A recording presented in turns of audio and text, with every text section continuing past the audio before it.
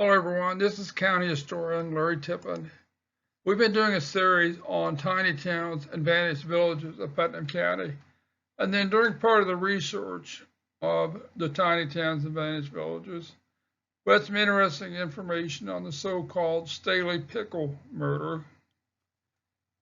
I want to let you know that as I'm reading various newspaper articles, if I get ahead of you, you can always pause or drag the cursor on the bottom of the screen, go back.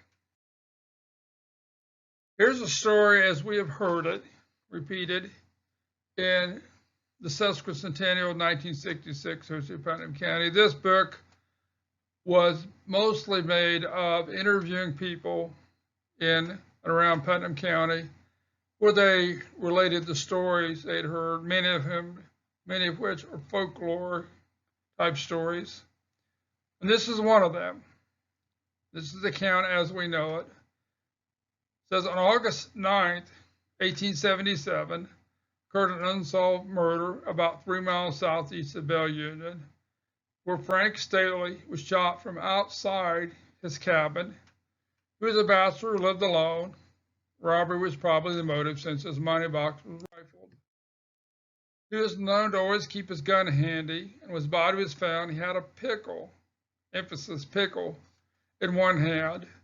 And it was in a position indicated that he had made at least a last desperate dive to reach his gun. A neighbor, Ed O'Neill, had heard a shot about 9 o'clock, but did not think much about it. When Frank Staley failed to show up the next morning at his brother-in-law's, Nicholas Schultz, they went to look for him. It seems that Schultz and O'Neill found the body. The coroner was summoned and arrived in the afternoon. The corpse was laid away about dusk the same day on the Viscount farm. About 2 weeks later, it was dug up and the bullet was found. However, the guilty parties were never found. All right, so this is really interesting in the folklore. This is the story, I've always heard it. Folklore always has some truth to the fact. But when we don't know all the facts, sometimes we tend to fill in the blanks. Then sometimes the story gets exaggerated when it's told and then retold. This story is a real good example of when we find out what really happened, it's much more fascinating than what the folklore is. So let's study the accounts of what happened. First off, this is the tombstone of Frank Staley at the Staley Schultz Cemetery, southeast of Belle Union. He's buried some family members, including his sister Sophia, who had married Nicholas Schultz, and his younger brother Samson, who had died a few years prior to this. We see that he died on August 1st, 1877. A little bit of background. This is 1864 map of Putnam County, available online, courtesy of the Library of Congress. Shows Jefferson and the former Mill Creek townships, which is now part of Jefferson. Belle Union, which didn't exist in 1864, is up here somewhere. We see McCamick, zoom in. Then we see blue, Frank Staley, FM Staley, Mrs. Staley, who is a widow of Frank's brother Samson, who had died in 1854. Samson is buried at also Staley Schultz Cemetery, where his widow is buried at the Walters Cemetery near Eminence, which was her family when she was a Walters. Then we see Nicholas Schultz, Cox, Dorset, and a few others of interest. And then in this green box, I drew in what was likely the Staley Schultz, or the location of the Staley Schultz Cemetery, approximately. And then more than likely, this is where Frank Staley lived, this dot, just north of that. All right, go through some of the newspaper articles. Let's get to the bottom of the story. August 4th, 1877, Indianapolis News. Frank Staley, a bachelor of 60 years old, close enough, decided for a time all alone his own farm about 15 miles southeast of Greenhouse, found dead in his house Thursday morning. with a pistol wound to his head. Robbery is the supposed motive. Approximately $200 stolen. So he's found out August the 2nd, not August the 9th. You see in the calendars here of 1877, they're reporting previous Thursdays, August 2nd. Maybe the confusion was that there was an account in the banner, the Greencastle banner, August 9th, which said last Thursday, August 2nd, discovered that Frank Staley, an old citizen in Jefferson Township, had been murdered in his lonely cabin 7 miles beyond Mount Meridian. The evening previous, on that day, 4 of his neighbors, Ed O'Neill, James Meek, Hiram Cox, Milton McAnich, or Macanich, whichever way you pronounce it, had assisted him in haying. At an early hour the next morning, O'Neill reported for work again, and then found Staley on the floor near the door of his cabin, dead. He gave the alarm. Soon a large crowd gathered at the scene of the tragedy. A coroner, Frank, was called as Dr. Fisher, who's the one that came and examined the body, found 3 pistol wounds made by the balls of a .32 caliber, one in the back of the head, which glanced off, striking the wall, falling on the floor, where it was picked up, plainly visible, picked up and examined it, said it was .32 caliber. A second shot entered Frank Staley's breast, striking the 4th rib on the right side, plowing its way through the breastbone lodged between the 4th and 5th ribs on the left side. Then the 3rd and fatal shot entered the back below the shoulder blade and penetrated the heart. The victim had evidently been reading his Bible, on which his spectacles found laying on the open page, and had eaten a raw cucumber, emphasis on raw cucumber. Just as he had finished, he was attacked. It was thought that after being shot in the head, the bullet that glanced off, he tried to close the door against the murderer and failed. And then he was shot at close range with 2 more shots, not outside his cabin. After securing a box in which Mr. Staley kept his valuables, the murderer left, passing through cornfields in an obscure location, rifled the box of the contest, and they supposed that the box had about $140, give or take. At the close of the day's work the previous evening, Mr. Staley had paid one of his hands with a $5 bill and was seen to return the pocketbook to the box. A coroner's jury was called, returned a verdict that deceased has come to his death by gunshot wounds at the hands of an unknown person or persons. He was over 64 years old. Goes on to continue, Mr. Staley was probably one of the most eccentric characters that ever lived in the county. For about 30 years, he had lived as a hermit. He went to see no one. If any person was to transact business with him, they had to call at his cabin. It was a 2-room structure with a chimney between the 2 rooms. He lived in one room, and the other room was occupied by lumber and sheep. Until about 5 years ago, since he gave his attention to the raising of cattle and hogs. But lately, sheep have taken their place. He delighted to have them around and usually had a number in his room in his home, sometimes accompanied by pigs. He could not abide a dog, and we continue on the next slide. Never had one about him. He had no furniture or cooking utensils, except a few pieces, and in an oddly constructed chair which served as his bed. He always slept in this chair, except when it was cold, when he slept near the fireplace. He never cut his firewood, but used what he found in the forest. Ate no meat except wild game. One corner of the room he kept 2 loaded rifles, a musket, and an axe. Suspicious of everyone, he had for years predicted that someone would murder him. He also expected that his stock would be poisoned, and on the occurrence of any unusual noise at night, he would rise and fire one of his guns in the direction of the noise that he heard.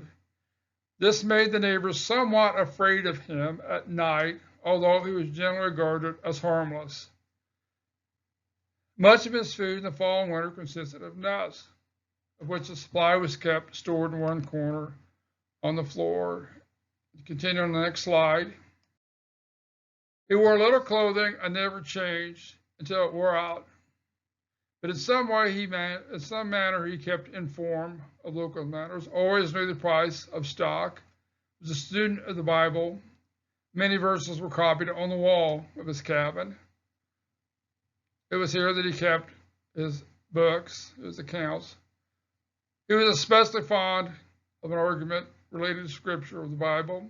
He seemed to enjoy a neighbor's society for about 30 minutes, and after which time he became uninterested, wanted to be alone again. It is said that his sheep gathered around him after his death and took a last look at their departed shepherd. Uncle Frank, as he was known, had not voted for 20 years and had not been off the farm for the past 15 years. But then, after reading a newspaper, became very involved, very interested in politics, went to the polls on election day and voted the Republican ticket. This would have been the 1876 election, very contentious, highly debated election between Dildon and Rutherford B. Hayes, Hayes winning the election in quite a controversial manner. Many people came to vote in 1876 that had not voted in years or that had never voted.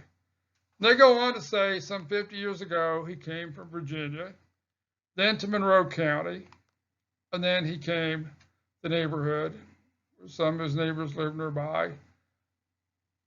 Said some of them heard the shooting which took place between 7 and 8 o'clock the previous evening, but no one had the remotest idea of tragedy taking place. Remember that he often shot at noises that he heard at night.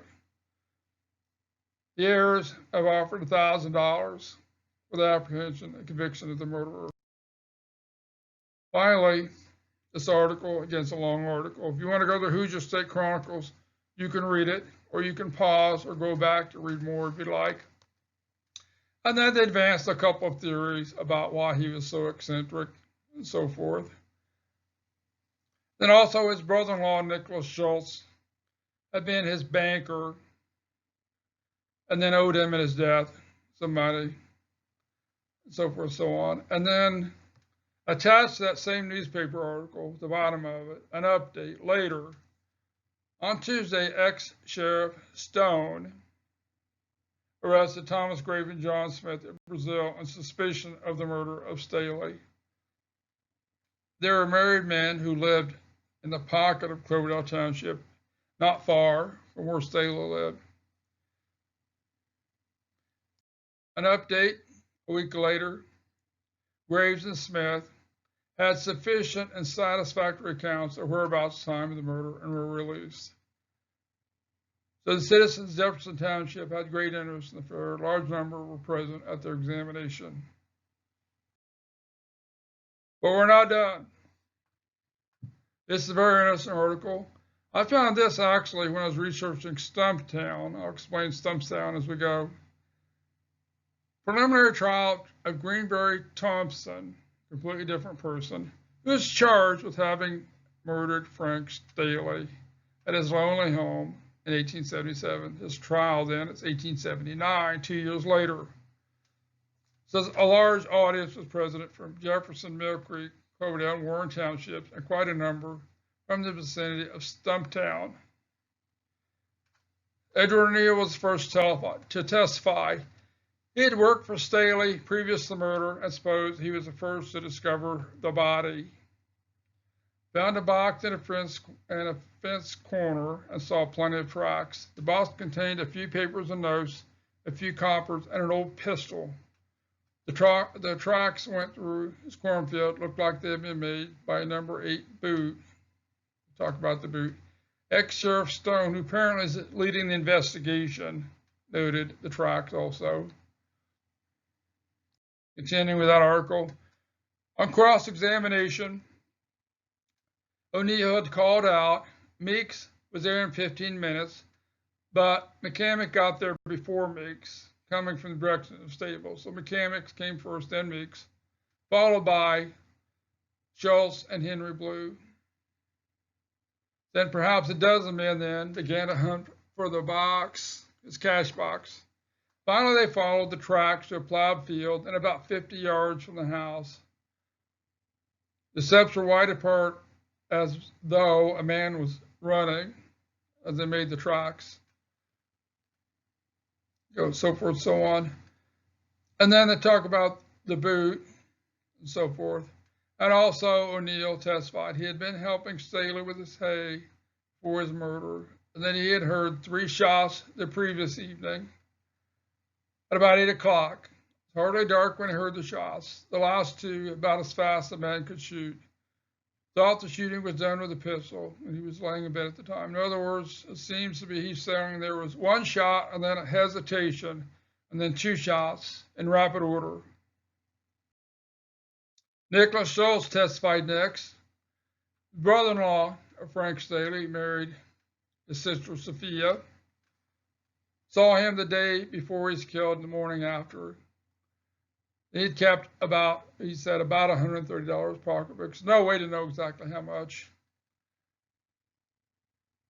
that they were missing after his death, so forth, so on. Schultz went on to say that he had been in the shoe business for a number of years, so he was very familiar with the types of boots and steps, so he was a qualified witness and so forth. And then Robert McCamick testified, said he saw Staley after he was dead. There were not many there at the house. He didn't know anything about the money, but he saw the tracks. He didn't measure the footprints of the tracks, but only looked at them. And then he goes on to describe the boots, the sides of the boots, and the tracks, and so forth. Continuing, Dr. Fisher, who had examined the body shortly after it was discovered, said he saw Staley after he was dead. He described the wounds. He didn't really get in detail about the wounds themselves, which would have been nice had the reporter had reported what he said, although we had from that earlier article a pretty good description of the wounds. Then Hiram Cox said he saw Staley the evening of August the 1st, where he was paid by Staley $5. He saw Staley had a $50 bill, a $20 bill or 2, and a 10 or 2. He was hunting a note in his pocketbook at the time when he saw the money. He said he had 2 books. Apparently he's got his ledgers and his record books is what he's talking about. Then James Stone testified that he was present on Friday and Sunday after Staley was killed.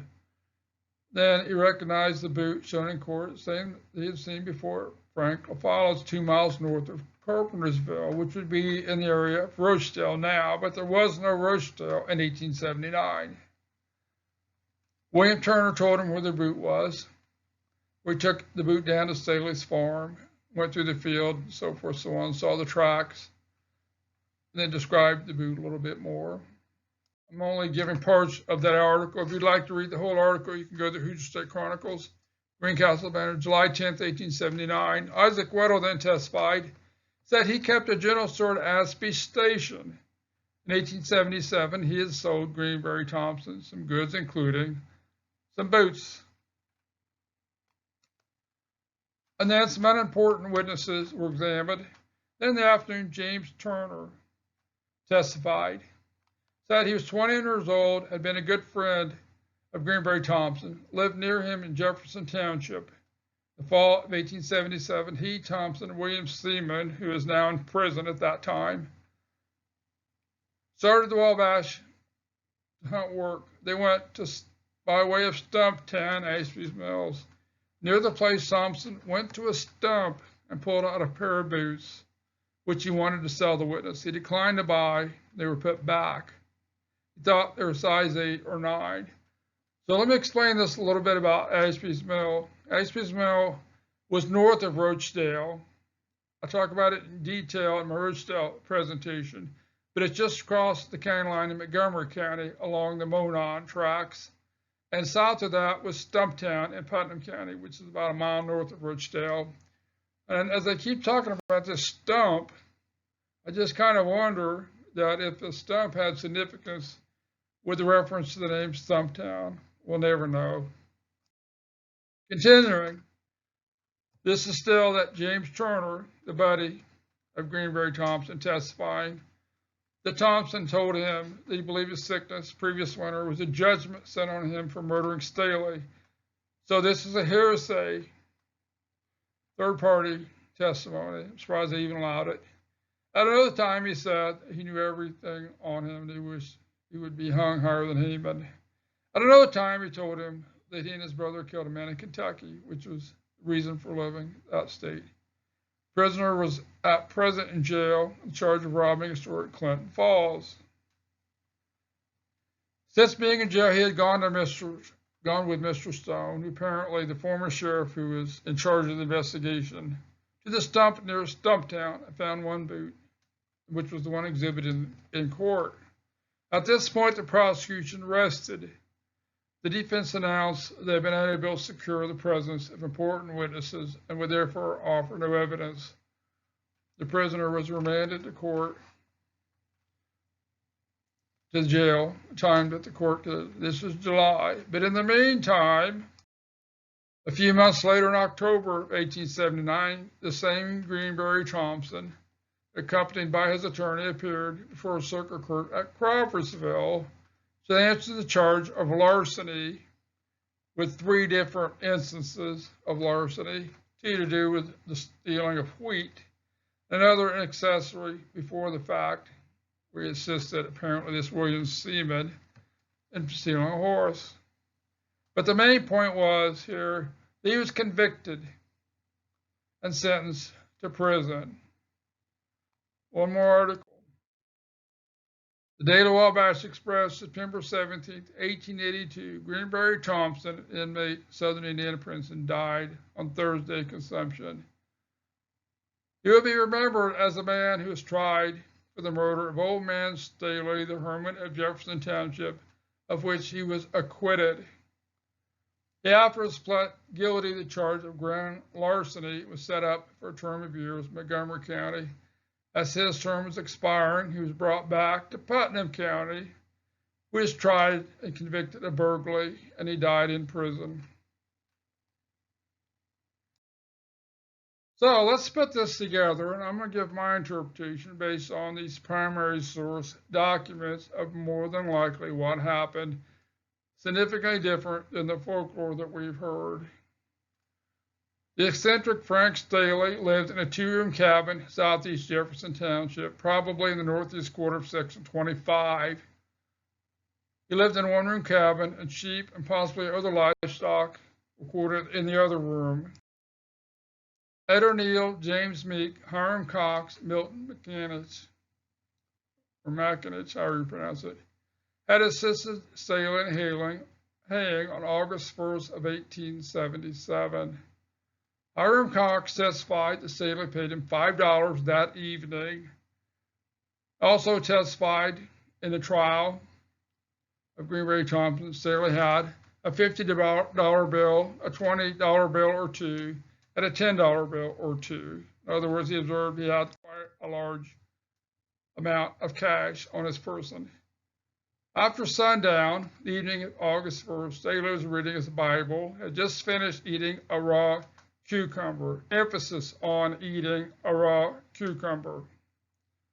Staley was summoned to the front door of his cabin, where an unknown assailant shot him 3 times. The first shot glanced off his head, landed on the floor of the cabin in plain view. Dr. Fisher, who examined the body the following morning, believed the bullet to be 32 caliber size. Staley attempted to force the assailant out the door, but was not successful. The assailant then shot Staley 2 more times in rapid succession at close range. The second shot struck Staley, the right side, lodged between the 4th and 5th ribs of left side. The third and fatal shot entered his back below his shoulder blade, penetrated his heart, likely as he was turned and falling from the impact of the second shot, which is my interpretation. Assailant then took Staley's cash box, believed to contained about $140, give or take. Probably never know exactly how much. And then he went through a cornfield or 2, stopped about 50 yards from Staley's cabin, removed money from the box, leaving the box and the remaining contents as he fled. Neighbor Ed O'Neill heard 3 shots about 8 o'clock the evening of August 1st, which he believed were from a pistol. O'Neill did not investigate since Staley often shot at any noise that he heard after sunset. O'Neill also testified that there was a hesitation between the first and second shot. The second and third shot were in rapid order. O'Neill was then the one that reported to work the next morning at Staley's cabin to do more haying the morning of August 2nd and found Staley's body near the doorway of his cabin. O'Neill called out, and the first arrived was Bob McCamick, then James Meek, Nicholas Schultz, and Henry Blue, who were all brothers-in-law of Frank Staley. O'Neill, McCamick, and others noted Staley's cash box missing and investigated. They located the mostly empty cash box and also noted footprints nearby, believed to be from size 8 or 9 boot. The inquest was held. The coroner's jury returned the verdict that the deceased had come to his death by gunshot wounds at the hand of unknown person or persons. Thomas Grave and John Smith, who lived near Staley, were arrested on suspicion of the murder of Staley, but they gave satisfactory accounts of their whereabouts and were released. Greenberry Thompson was tried for Staley's murder 2 years later in 1879, and he was acquitted. Thompson was sent to prison for an unrelated felony in Montgomery County, and then, as that term was ending, was tried and sent back to prison for another unrelated felony in Putnam County, where he died in 1882. The murder of Frank Staley was never solved. The assailant or assailants got away with a substantial amount of money from Staley and also got away with his murder.